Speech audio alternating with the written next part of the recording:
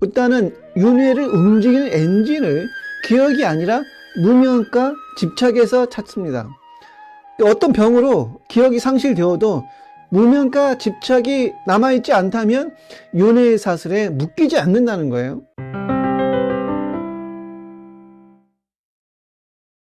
안녕하십니까, 바오부따 자무입니다. 반갑습니다. 좋은 인연입니다.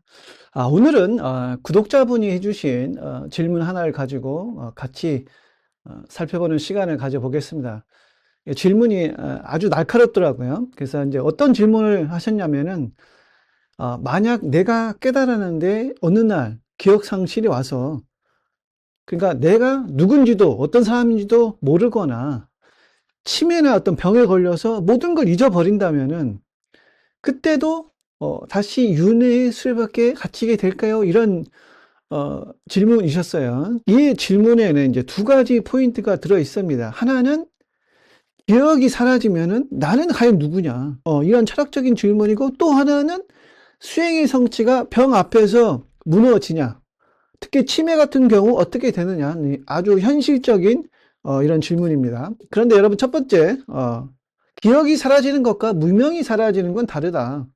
자, 여러분, 첫 번째, 기억이 사라지면 나는 누구냐에서 기억이 사라지는 것과 무명이 사라지는 건 다르다는 겁니다. 여러분, 흔히 우리가 나는 누구다라고 말할 때 그 나는 대부분 기억으로 엮인 이야기입니다. 내 이름이 뭐고, 성별은 무엇이고, 어디서 태어났고, 어떤 일을 했고, 누구를 사랑했고, 무엇을 실패했고, 혹은 무엇에 성공했고, 어떤 상처와 트라우마가 있고, 혹은 어떤 프라이드, 자부심이 있고, 그래서 이 나에는 육체적인 나, 사회적으로 주어진 어떤 명함과 역할로서의 나, 그리고 생각과 감정으로 이루어진 이 마음의 내가 있습니다. 이게 다 나라는 이야기죠. 서사가 있어요. 이걸 연기적 자아라고 부릅니다.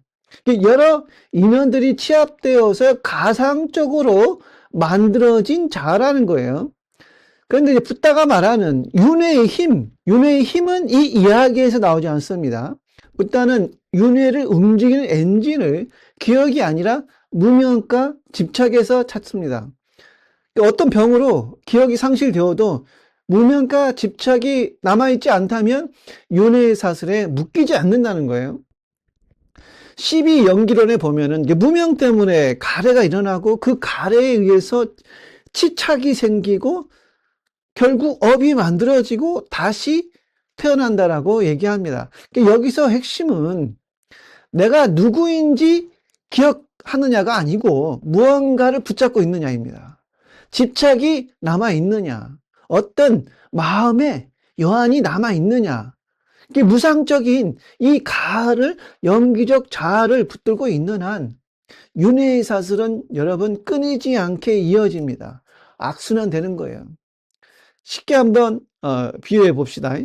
기억은 책장에 꽂힌 앨범이라고 가정한다면 이 무명과 집착은 앨범을 붙잡고 그 사진들을 넘겨보면서 울고 웃게 만드는 이 손이라고 생각해 보자는 거예요.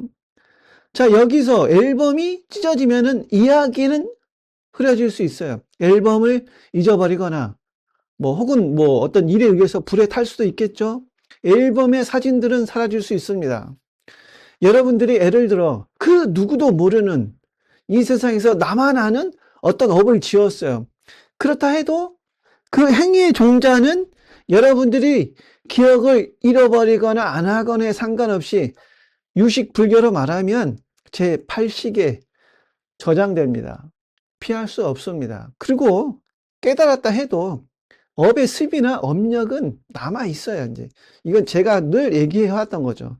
목련존자도 신통 제일이고, 아라한가를 이뤘지만은 이교도에 의해서 맞아 죽었습니다. 이 피칠갑이 되어서 이제 곧 죽어가는 이 목련을 붙들고 사리불이 울면서 얘기하잖아요. 자네 어쩌다가 이렇게 되었냐. 목련은 쓸쓸하게 답합니다. 다 나의 업일세라고 얘기해요. 이 아라한도 업은 피할 수 없다, 이 말이에요.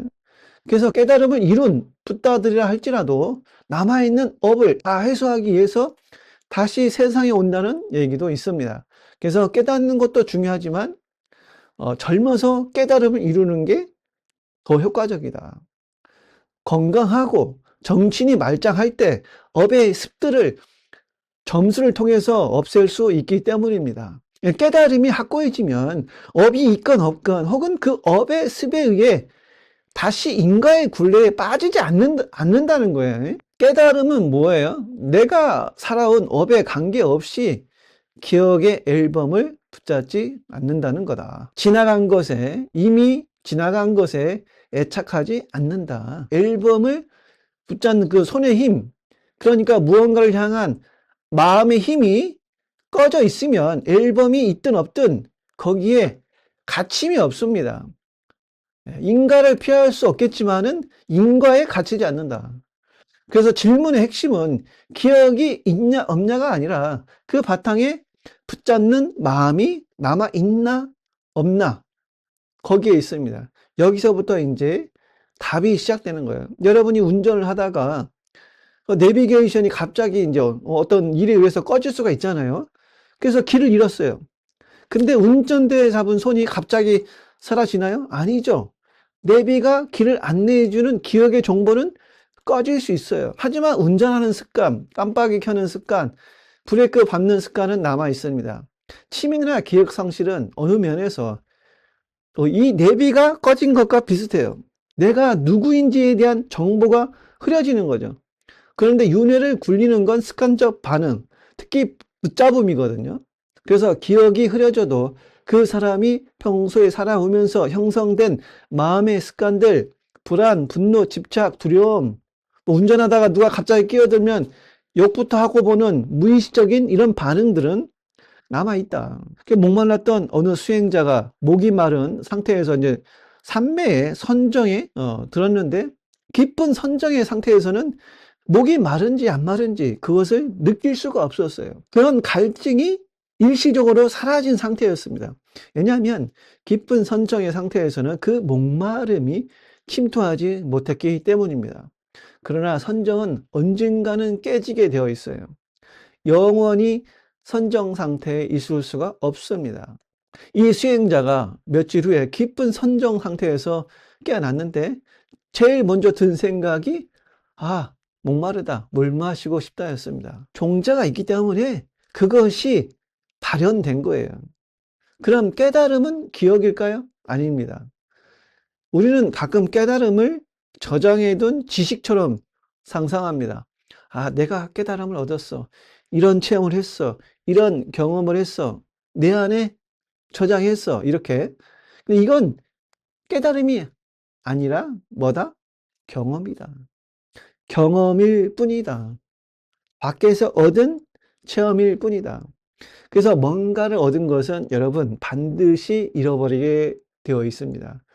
인연생 한 거는 인연멸하게 되어 있습니다.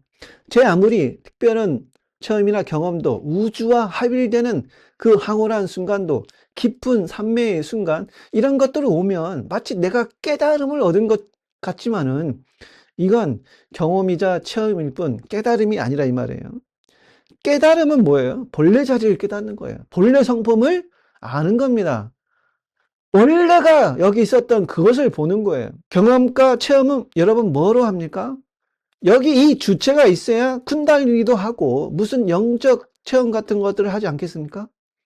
본성은, 본래 성품은 그 어떤 지각이나 경험이나 체험보다 앞서 있다. 앞서 있는 이걸 보는 거예요. 이 자리를 목도하는 겁니다. 알아보는 겁니다. 육조 해능은 어떻습니까? 글을 많이 배워서 깨달은 게 아니라 어떤 순간에 이 무지가 확 깨지면서 본성이 확 열렸다고 전해지지 않습니까? 왜 선사들의 그 유명한 선문답들을 보면은 조사선이 전하는 그 핵심은 어떤 노력이나 수행 끝에 어떤 치열한 정진의 결과물로 시간의 축적들이 쌓여서 본래 성품이 나타나는 것이 아니다 이 말이에요. 그런 기억이나 양의 축적이 아니라 그것과 상관없는 본래 있는 이것을 보라는 게 조사선의 핵심이잖아요. 지금 이 자리에서 여여한 마음을 보라는 겁니다. 에크하르트 톨레가 지금 이 순간을 강조할 때도 내 이야기로 끌려가지 말고 지금 여기에서 일어나는 것을 있는 그대로 알아차리라는 거예요. 그리고 그 대상을 알아차리고 그것을 알아차리고 있는 이 주체를 보라는 겁니다. 그러니까 깨달음은 기억 파일이 아니라 그 기억 파일을 나라고 착각하고 살았던 그 망상을 깨고 아집을 깨고 영기적 자아를 깨고 무아를 보는 겁니다. 그 무아를 볼 때 붙잡는 프로그램이 꺼지는 겁니다. 여러분 스마트폰을 예로 들어볼까요? 스마트폰에는 뭐 사진, 연락처, 메모, 각종 정보들이 있죠. 이게 기억 파일입니다. 그런데 우리를 계속 흔드는 건 뭐냐? 악성 앱이에요. 악성 앱 같은 습관입니다. 비교, 불안, 인정욕구, 분노, 피해의식. 그러니까 치매나 기억 상실은 파일 쪽에 문제가 생기는 겁니다. 연락처가 날아가고 사진이 흐려지고 내가 누구에게 전화해야 할지 헷갈립니다. 그런데 수행의 핵심은 그 파일을 정확하게 살리는 것이 아니라 아인슈타인 같은 천재가 되는 게 아니라 내 마음을 조정하던 악성 앱, 즉 집착의 습관, 그것이 꺼지는 겁니다. 그래서 진짜로 뿌리가 뽑힌 깨달음이라면 기억의 손상가는 다른 차원이라고 보는 거예요. 그래서 우리가 깨달았다고 할 때 두 가지가 섞여 있어요. 첫째가 통찰의 경험입니다. 이것도 아주 귀하지만 조건에 따라 흔들릴 수 있다. 어떤 순간 아 하고 열리는 체험이 옵니다. 초견성일 수도 있어요. 생각이 사라지고 마음이 탁 트이고 세상이 맑아지고 모든 것이 다 사랑스러워 보여요. 이런 통찰의 체험도 정말 귀하긴 하죠. 이게 수행의 큰 선물일 수 있습니다. 그런데 그 체험이 혹은 초견성이라고 불리는 그 일별이 내면의 뿌리까지 안전히 뒤집었는지, 즉 집착의 구조가 안전히 전환되었는지는 별개일 수 있어요. 그래서 건강할 때 본호 후 점수의 가정이 필요하다. 깨달음, 그러니까 초견성이 되었는데 치매나 큰 뇌 손상이 오면 주의력과 조절력이 떨어져서 옛날에 그런 습관적인 반응이 튀어나올 수 있습니다. 예를 들어 뭐 사소한 말에 화가 나거나 불안이 갑자기 올라오거나 의심이 많아지거나 뭐 충동이 세지거나 감정이 거칠어지거나 이건 그 사람이 나빠서가 아니라 몸의 조건이 바뀌면서 조절이 약해지는 거예요. 이 경우엔 윤회에 다시 갇히는 것 같은 느낌이 생길 수 있다.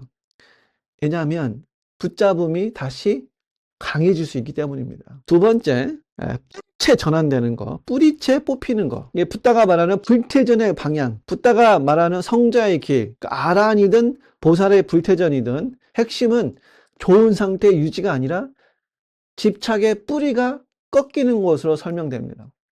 즉 병이 와도 늙어도 깨달음을 이루었다면 그 바탕에서 치착이 업을 굴리는 방식이 더 이상 작동하지 않는다고 보는 전통이죠.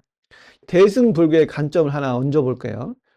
대승에서는 보살이 중생을 돕기 위해서 다시 태어날 수 있다고 말합니다. 그런데 그건 업에 끌려가는 윤회가 아니라 원력으로 놔두는 방편으로 설명하죠. 그러니까 다시 태어남이 있다고 해도 그게 곧바로 갇힌과 같은 뜻은 아니라는 겁니다. 자, 정리해 볼까요? 기억 성실이나 치매는 내 이야기가 흐려지는 것이지 윤회의 원인은 아니다. 윤회를 굴리는 건 기억이 아니라 무명과 집착이다. 그래서 핵심은 내가 누구인지 기억하느냐가 아니라 붙잡는 마음이 남아있느냐 있느냐. 만약 집착의 구조가 꺾인 상태라면 기억의 손상과 무관하게 다시 갇히지 않는다. 다만 우리가 말하는 깨달음이 통찰의 체험 수준이라면 습관적 집착이 다시 강해질 가능성은 있다. 이 질문이 우리 수행자에게 던지는 진짜 메시지. 이 메시지가 뭐냐면은 치매가 무섭다는 얘기를 하려는 게 아니라 오히려 반대입니다. 이 질문은 우리에게 이렇게 말합니다. 수행이란 특별한 상태를 오래 유지하는 게 아니라 수행이란 인생의 서사를 더 완벽하게 만드는 게 아니다. 수행은 뭐냐? 조건이 흔들려도 흔들리지 않는 자리로 돌아오는 힘이고 붙잡는 손을 놓는 연습이다. 내 본래 성품의 바탕에서 점수하는 것이다. 여러분 언젠가 우리의 이름표도 흐려질 수 있고 기억도 흐려질 수 있고 몸도 뜻대로 안 될 수가 있습니다. 그때 진짜 남는 건 뭡니까? 내가 누구였다라는 이야기가 아니라 지금 여기에서 무언가를 붙잡고 있는가, 그것을 놓고 있는가, 특히 이 자라고 불리고 있는 이것을 정말 놓고 있느냐, 이 한 가지입니다. 자기 스스로에게 한번 물어보세요. 내가 나라고 믿는 건 무엇으로 유지되고 있는가? 내가 붙잡고 있는 건 정확히 무엇인가? 그걸 놓으면 지금 이 순간 무엇이 남는가? 이 질문을 한번 점검해 보시길 바랍니다. 오늘도 여여하시고 지금 여기에서 한 걸음 더 깨어 있으시길 바랍니다. 감사합니다.